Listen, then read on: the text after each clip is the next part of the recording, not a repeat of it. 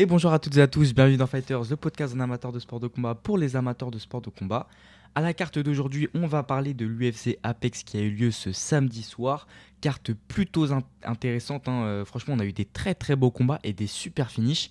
On en parle tout de suite. D'ailleurs, si ce podcast vous plaît, n'hésitez pas à le partager, à en parler à vos amis, à vos familles qui aiment les sports de combat et à noter le podcast 5 étoiles sur Spotify notamment. Pour commencer, on va bien sûr parler du combat de Strickland versus Hernandez dans la catégorie des middleweight, la catégorie à Nassourdine Imavov. Alors ça a été un combat plutôt intéressant. Je vous rappelle, forcément Strickland n'avait pas combattu depuis très très longtemps et il me semble qu'il n'avait pas combattu depuis un an. Hernandez était sur une très belle série de victoires. Donc là, c'est un combat vraiment très intéressant. Sûrement, le vainqueur de ce combat, du coup, était promis à un title shot, ou en tout cas, peut-être à Nassourdine Imavov, hein, qui est pour moi le plus légitime. Mais ça, on en parlera un peu plus tard.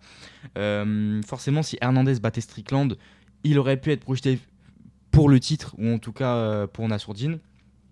Tandis que Strickland, c'était surtout pour confirmer sa place de contenders déjà pour le titre.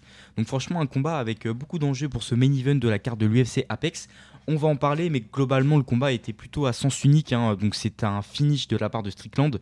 Très étonnant, hein, parce que Strickland ne finit pas souvent ses adversaires. Mais ça a été un combat à sens unique. Hernandez n'a pas réussi à imposer son rythme.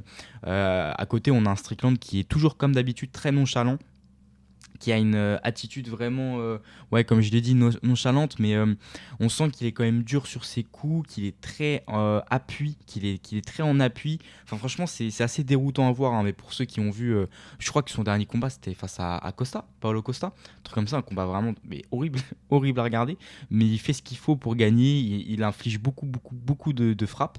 Donc, globalement, sur le premier round, c'est assez intéressant. On a Strickland qui commence à instaurer du coup son arme maîtresse, hein, c'est-à-dire son jab, un jab qui part vers le bas, qui est très rapide, très dur, qui permet d'arrêter son adversaire, hein, c'est-à-dire que ce jab va lui permettre de prendre sa distance, il sait que s'il touche, il peut balancer son bras arrière, il va lui permettre également d'empêcher Hernandez de venir, hein, c'est-à-dire un stop jab, hein, l'adversaire essaie de venir, le jab arrive pour le contrer. Enfin franchement, il lui sert à pas mal de choses ce jab, et en plus vu qu'il commence vers le bas, il a une garde plutôt atypique, Strickland, et forcément Hernandez a du mal à le voir en plus, donc ça n'arrange pas les choses. Néanmoins, Hernandez a quand même réussi à toucher Strickland sur un bon bras arrière. Est-ce que ça a compté comme un knockdown? Je sais pas, mais en tout cas, ça pouvait laisser passer peut-être un chemin. Il faut savoir qu'Hernandez, il a surtout un bon grappling, mais sur ce combat, on l'a pas vu. On n'a pas vu le grappling de Hernandez parce que Strickland, dès que Hernandez essayait de venir le coller pour essayer de le grappler, justement, et ben Strickland défendait très très bien. Donc on n'a pas vu le grappling de Hernandez sur Strickland du moins. C'est ce que j'ai noté du coup sur la fin du premier round. Des très bonnes défenses de takedown de Strickland. On sent qu'il est dur sur ses appuis. Il bouge pas beaucoup. Franchement, Hernandez, il s'attaque à un rocher à chaque fois. Donc intéressant ce premier round. Sur le deuxième round, Strickland, il reste toujours dans la même stratégie. Un super jab qui part vers le bas, rapide et dur. Et en plus de ça, il désaxe très bien. C'est-à-dire qu'il y a pas mal de fois où Hernandez va venir un peu se jeter parce qu'il n'arrive pas à trouver cette distance. Et Strickland, il se prend aucun coup. Jab et il désaxe. Comme ça, au moins, il se retrouve soit au milieu du ring, ou en tout cas, il s'éloigne un peu de la cage, enfin des bordures de cage. Donc, ce qui est intéressant, parce que forcément, plus tu es à côté des. Plus tu vas être en contact avec les grilles, avec les surfaces de cage, forcément, plus tu peux être mis en danger par le grappling de ton adversaire. Donc, c'était vraiment très intéressant. Globalement, c'est la même chose que sur le premier round, mais Hernandez est un peu moins dangereux. Sur le troisième round, on a le finish. Ce qui s'est passé, c'est que on a quand même eu un super genou de la part de Strickland, un excellent genou qui fait très très mal à Hernandez, hein, on le voit directement. Suite à ça, Strickland il sent qu'il a le moyen de terminer ce combat. Donc là, il lâche les chevaux, il met vraiment beaucoup de puissance dans tous ses coups, des crochets, des uppercuts, et puis après, voilà, il arrive à faire tomber Hernandez et il le finit en grand endpoint. Donc combat plutôt intéressant, plutôt à sens unique. Hernandez, c'était sûrement une marche un peu trop haute Strickland, mais après il a essayé et voilà, c'est pas grave, c'est comme ça. Ce qui est un peu inquiétant, c'est, je vous rappelle, hein, mais le champion de la catégorie, c'est Khamzat Chimaev. Donc voilà, on est chez les middleweight.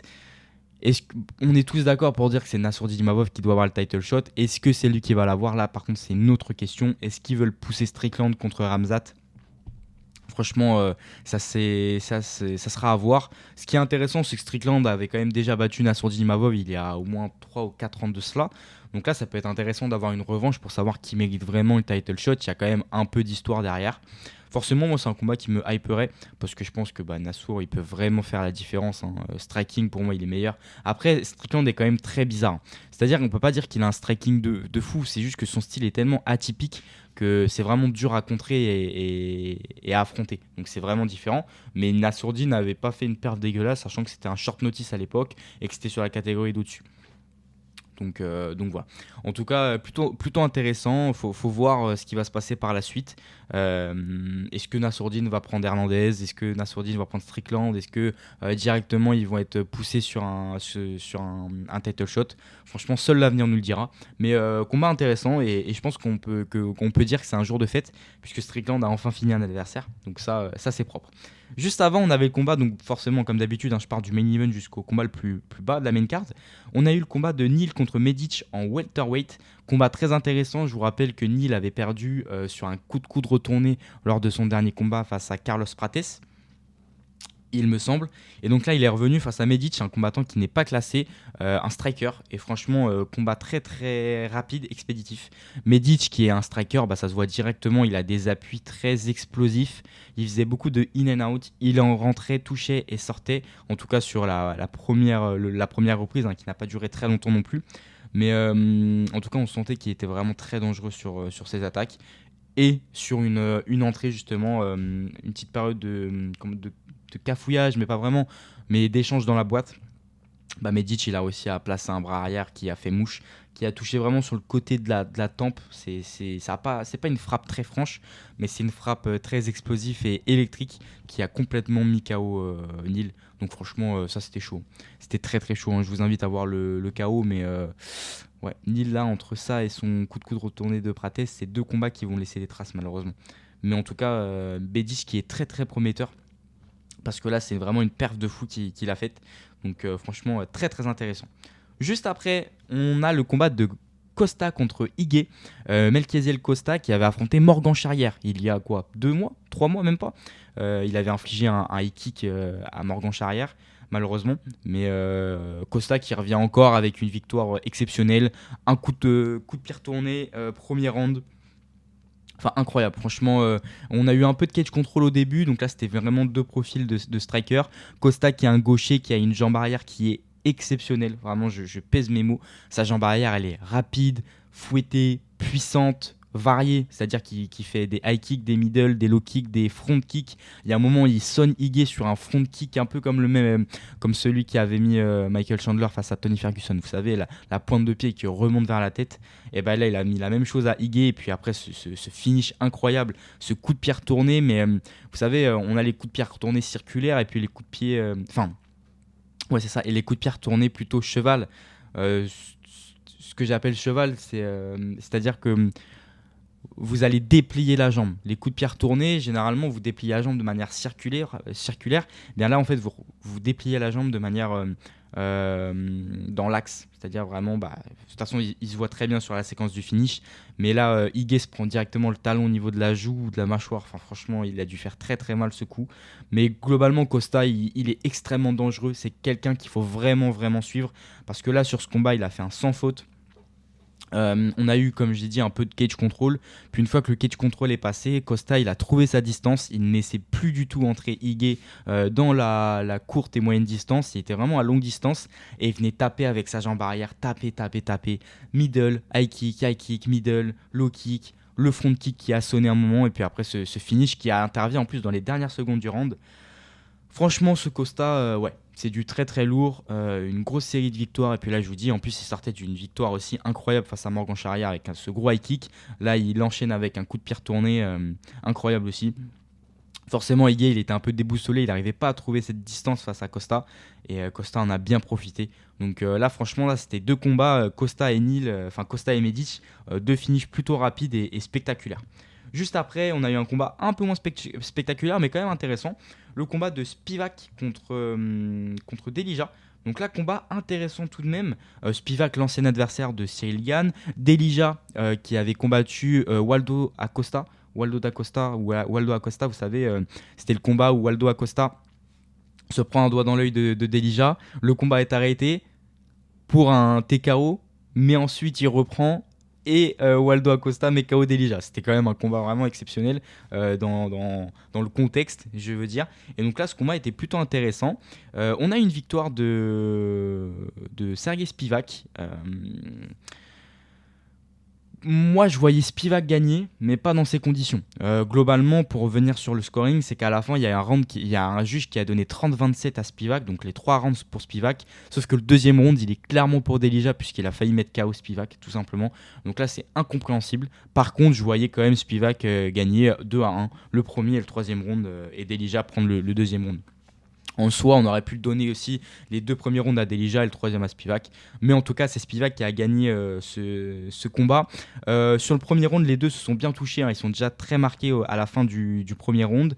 Très bon jab de Spivak. Un jab qui est vraiment, pour le coup, il part de la tête comparé à Strickland. Mais il est très dur, très rapide. Et il a le bon timing. En fait, Spivak, Delija, il essaye de l'esquiver avec des esquives... des esquives sur le côté, tout simplement, j'ai plus le mot, mais il n'arrive pas. Spivak, il arrive tout le temps à trouver le bon timing, et je peux vous dire que vous prendre 1, 2, 3, 4, 5, 6, des dizaines de jabs avec des mitaines, au bout d'un moment, ça fait mal à la tête, et ça frustre aussi. Donc Spivak a initié un bon travail de jab. Par contre, du coup, d'un autre côté, Spivak travaillait beaucoup en coup unilatéral, enfin, je sais pas si vraiment ça se dit, mais en un coup, 2 coups maximum, et qu'avec les points. Delija, c'était la même chose qu'avec les points, mais lui, par contre, il essayait d'exploser avec des combinaisons de 3, 4, 5 coups, avec des crochets, des uppercuts, vraiment pour essayer de déstabiliser Spivak. C'était vraiment cette physionomie qu'on avait sur le premier round. Sur le deuxième round, Delija, il a continué ce travail-là et il a réussi à sonner Spivak. Franchement, il y a une petite séquence de 30 secondes où le combat a failli se terminer, où Delija a vraiment envoyé de grosses patates. Et Spivak était complètement sonné, mais malheureusement Delija il a perdu après un peu son cardio, il a commencé à coller Spivak et les deux ont commencé à récupérer un peu, donc les deux ont gaz out juste après l'accélération de Delija. Donc clairement là il y avait un round pour Spivak et un round pour Delija. À l'entame du troisième round, Spivak il a très bien géré son dernier round puisqu'il a réussi à emmener Delija au sol et donc à bien le contrôler, à mettre des petits dégâts. Il a toujours instauré ce travail de jab. Donc pour moi, c'était une victoire logique de Spivak. Il y a juste ce juge qui donne ce 30-27 que je trouve assez étrange avec le deuxième round d'accélération de Delija. Globalement, c'est la catégorie des lourds. Voilà, techniquement, c'est pas exceptionnel, mais là, par contre, Spivak, pour le coup, je l'ai trouvé intéressant avec ce travail de jab. Il se jetait pas trop, il était plutôt méthodique. On n'a même pas vu son grappling, alors que c'est plutôt la qualité de Spivak, même si on est d'accord. On l'avait pas vu face à Cyril Gane, mais Cyril Gane, pour moi, c'est vraiment le gratin, donc c'est différent. Il y a vraiment ce top. Je vais dire top. Ouais, il y a quoi Il y a qui Il y a Cyril Gane, Thomas Spinal, il y avait John Jones, forcément. Peut-être Volkov qui est quand même plutôt pas mal aussi, mais il n'y a pas 15 000 combattants qui sont vraiment dans cette lignée là. Le reste de la catégorie des lourds est plutôt moyen quand même, ça on l'a bien vu. Juste après, on a eu le combat de Smith versus Harrell. Là, franchement, c'est un combat qui laisse un petit traumatisme. Franchement, Smith, une brutalité sans nom. Les deux sont super petits, vraiment, j'étais choqué. C'est dans la catégorie des welterweight, donc en moins de 77 kilos. La catégorie à Islam Makhachev, et les deux sont ultra petits. Et j'étais choqué. Et j'étais vraiment choqué tellement ils sont costauds et massifs, mais tout petits. Et là, pour le coup, Smith, il a vraiment fait une énorme performance. Harrell, il n'a pas réussi à rentrer dans le combat. Smith, directement, il a mis des bons takedowns, un bon striking, un excellent bras arrière, de la puissance sur les coups. Harrell, vraiment, il s'est fait dominer sur la totalité du premier round. Et en plus de ça, Harrell, à un moment où on pense qu'il a un petit momentum, c'est-à-dire qu'il arrive à emmener Smith au sol, et Smith contrecarre ce momentum en faisant un retourné. Il retourne directement, en faisant un reversement plutôt, Harrell. Et il commence directement un grand endpoint très méchant avec des coudes et des poings qui met KO totalement Smith, totalement Harrell, pardon. Il se relève pas du tout du grand endpoint. C'est vraiment un finish de dingue parce que c'est un finish très opportuniste. T'as Harrell qui essaye d'attaquer en takedown, il arrive à mettre au sol Smith et Smith en profite pour renverser et mettre un terme au combat avec un grand endpoint rapide, brutal et vicieux. Donc franchement très intéressant cette victoire de Smith. À voir, comme je vous l'ai dit, c'est la catégorie des welterweight. Très très intéressant. Juste après, on va parler du combat de Riz versus Pereira en middleweight. Donc là, on est dans la catégorie de Nassourdine Imavov, de Ramzat Chimaev, forcément le champion. Pereira, Michel Pereira, je me rappelle plus de son prénom. Vous savez, celui qui fait des backs, enfin des ben, j'ai perdu le nom. Quand vous sautez vers l'avant, là, vous faites un salto arrière. Voilà. Bah, du coup, lui, il fait des saltos arrière en Grand and Pound. Bah, c'est ce mec-là. Je pense que vous voyez de qui je parle. Et donc, face à Riz, là, c'était un combat vraiment intéressant. Un combat qui va à la décision. Pereira a gagné. Pour le coup, moi, je l'aurais donné plutôt à Riz. Mais les deux sont OK. C'est un combat qui était plutôt disputé. Gros combat de striking des deux. Là, on avait clairement Pereira, je pense, qui tapait plus fort que Riz. Parce que Riz était beaucoup plus marqué au visage que Pereira. Pourtant, Riz a plus touché Pereira. Donc c'est assez bizarre. Après, je pense qu'il y a eu beaucoup plus de coups au corps de la part de Riz envers Pereira que l'inverse. Donc ça aussi, c'est OK. Mais Riz était vraiment intéressant. Un très beau striking. Globalement, round par round, tous les rounds étaient très disputés, hein. Franchement, c'est dur de donner un round à quelqu'un. Mais Pereira, il a commencé très très fort le combat avec un gros knockdown infligé à Riz. Mais après, Riz, bah, il est revenu dans le combat et il a instauré un bon travail de kick, notamment un middle qui rentre au corps, qui fait très très mal. Et globalement, un travail de kick plutôt varié. Donc très intéressant. Par contre, attention à son menton. Riz a un menton qui est plutôt tout le temps en l'air quand il frappe. Et il s'est fait contrer d'ailleurs plusieurs fois par rapport à ça. Sur le deuxième round, encore un round disputé. Par contre, pour moi, là, j'ai été un peu surpris parce que ouais, Riz, il est vraiment très très marqué au niveau du visage, tandis que Pereira, bah, il a un visage tout clean, tu vois, alors qu'il a quand même pris pas mal de coups. Toujours une belle variété de coups de Riz et une très belle jambe arrière en tant que gaucher, hein. Toujours la même chose, que ce soit les front kicks, les middle, les low kicks, la kick. Franchement, c'était très intéressant. Troisième round, toujours disputé. Franchement, c'était un beau combat. Un beau combat de striking avec pas mal de à toi à moi. Des combattants qui s'envoyaient pas mal et une belle variété de coups. Je vous l'ai dit, je pense que là, ça s'est joué sur les dégâts visuels, purement visuels. Pour moi, Riz, il a beaucoup plus touché que Pereira. De toute façon, même dans les stats, on voyait qu'il touchait plus. Mais par contre, Pereira, quand il touchait, bah, ça faisait beaucoup plus mal. Et de toute façon, à la fin, bah, Riz, il avait une tête bien plus marquée que celle de Pereira. Donc c'est sûrement ça qui a fait jouer la victoire de Pereira en sa faveur. Pour terminer, on va parler malheureusement en tout cas, du combat de Cornol contre Edwards. C'était une revanche. Cornol avait gagné le premier combat. Là, c'est un combat plutôt décevant. Pas pour Cornol, parce que Cornol a perdu malheureusement par étranglement arrière. Mais c'est vraiment un concours de circonstances plutôt dommage parce qu'elle a fait un excellent combat. Donc je pense que Cornol, c'est une fille qui est plutôt forte mentalement. Donc elle saura en tirer des bonnes conclusions, mais il faut vraiment pas lui tomber dessus parce qu'elle a vraiment fait un super combat. Et malheureusement, bah, sur un enchaînement de coups, elle s'est fait avoir. Je vais revenir sur le premier round qui est un super round pour Cornol avec un très bon travail même de tie clinch avec du genou et des coudes. Edwards, elle n'arrive pas à saisir Cornol et quand elle saisit Cornol, bah en fait Cornol en profite pour travailler en taille clinch avec des coups de coude, des coups de genou. Un très bon backfist qui a été effectué, un bon bras arrière qui est rentré quelques fois, et globalement, bah, sur le premier round, Cornol, elle a fait ce qu'il fallait, elle a fait des bons dégâts et elle a bien touché Edwards. Et Edwards, bah, clairement, elle avait rien à faire. Franchement, le premier round, il se passe très très bien pour Cornol. Sur le deuxième round, bah, Nora, elle bougeait bien, elle touchait bien, elle ne se laissait pas enfermer par le cadrage de Edwards. Donc franchement, c'était très très bien travaillé pour elle. Elle commençait même à instaurer un travail de low kick. Et là, malheureusement, bah, un gros takedown de Edwards, donc enfin plutôt un slam. C'est-à-dire qu'elle va vraiment projeter Cornol sur le côté.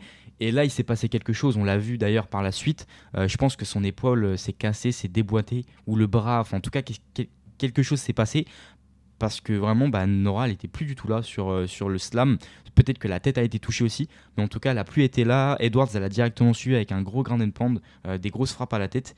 Et du coup, bah, forcément, bah, suite à ça, elle a réussi à prendre le dos et à infliger un étranglement arrière. C'est vraiment dommage parce que Cornol, elle a vraiment fait le combat qu'il fallait. Et là, malheureusement, sur un fait de combat, Le slam, peut-être que la tête, elle a été un peu sonnée, en tout cas son épaule, il y a eu quelque chose.